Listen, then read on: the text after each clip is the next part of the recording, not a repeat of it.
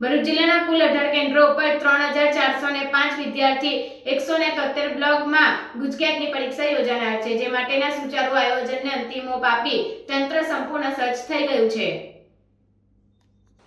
બોર્ડની બાળ સાયન્સની પરીક્ષા શાંતિપૂર્ણ માહોલમાં સંપન્ન થયા બાદ હવે ભરૂચ શિક્ષણ વિભાગ ગુજકેટના પરીક્ષાના સુચારુ આયોજન માટે સજ્જ બન્યું છે।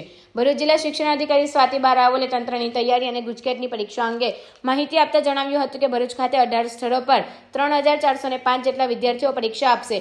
1611 ગુજરાતી માધ્યમ, 1762 અંગ્રેજી માધ્યમ, 32 હિન્દી માધ્યમવાળા વિદ્યાર્થીઓનો સમાવેશ થાય છે। 23મી માર્ચે યોજાનારા પરીક્ષાનો સમય સવારે 10 કલાકથી સાંજે 4 કલાક સુધીનો રહેશે, જેમાં સવારે ભૌતિક અને રાસાયણ વિજ્ઞાન, જીવ વિજ્ઞાન, ગણિતની પરીક્ષા લેવામાં આવશે।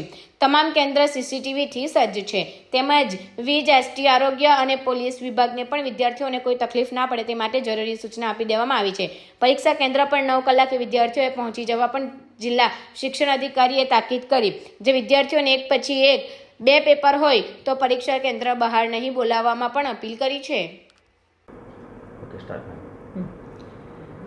Gujarat common entrance test GUJCET 2025ની પરીક્ષાનું આયોજન ગુજરાત માધ્યમિક શિક્ષણ બોર્ડ દ્વારા આગામી તારીખ 23 માર્ચ રવિવારના રોજ કરવામાં આવેલ છે।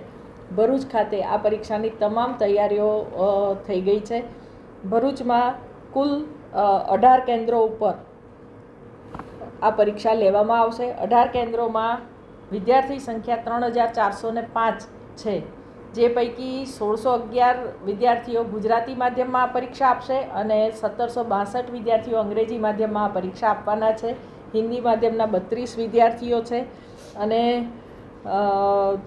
તમામ કેન્દ્ર સંચાલકો સાથે અને માનનીય કલેક્ટર સાહેબની અધ્યક્ષતામાં તમામ એજન્સીઓ સાથે મિટિંગ થઈ ગઈ છે, જેમાં કલેક્ટર શ્રી દ્વારા સૂચના આપી દેવામાં આવેલ છે કે પરીક્ષા દરમિયાન ક્યાંય વીજ પુરવઠો ખોરવાય નહીં, બાળકોને ટ્રાન્સપોર્ટેશનમાં બસના કારણે પરીક્ષામાં મોડું થાય, વિલંબ થાય, ઘરે પહોંચવામાં મોડું થાય તે સુનિશ્ચિત કરવા માટે ટ્રાન્સપોર્ટેશન વિભાગને પણ સૂચના આપી દેવામાં આવેલી છે।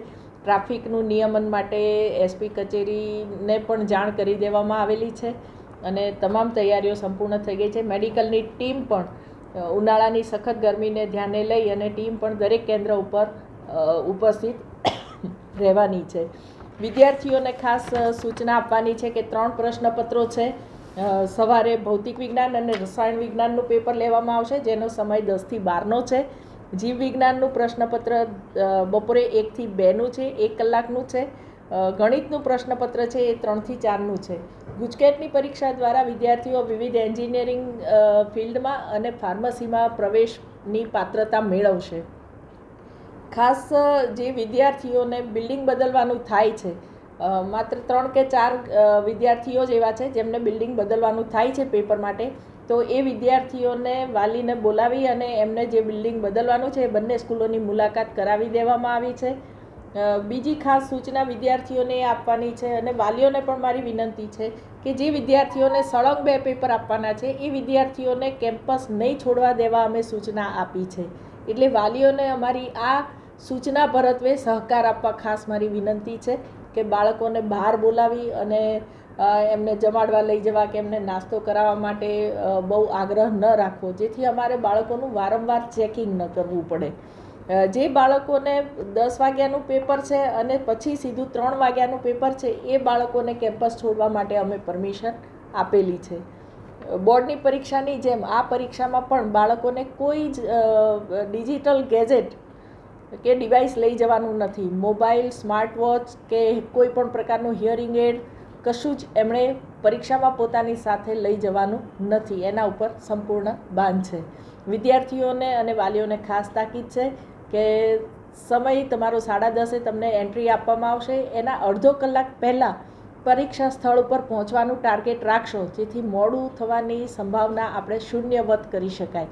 એટલે 10 વાગે પેપર શરૂ થશે, એટલે 9 વાગે આપણે આપના કેન્દ્ર ઉપર પહોંચી જવાનું છે અને સીસીટીવીનું રેકોર્ડિંગ સતત ચાલતું હોય છે, એટલે વિદ્યાર્થીઓને પ્રામાણિકતાથી અને નિષ્ઠાથી પરીક્ષા આપવા માટે પણ હું અનુરોધ કરું છું અને તમામ ગુજકેટની પરીક્ષા આપનાર તમામ વિદ્યાર્થીઓને મારા તરફથી શુભેચ્છાઓ પાઠવું છું। સરસ રીતે પરીક્ષાઓ આપો। ધન્યવાદ.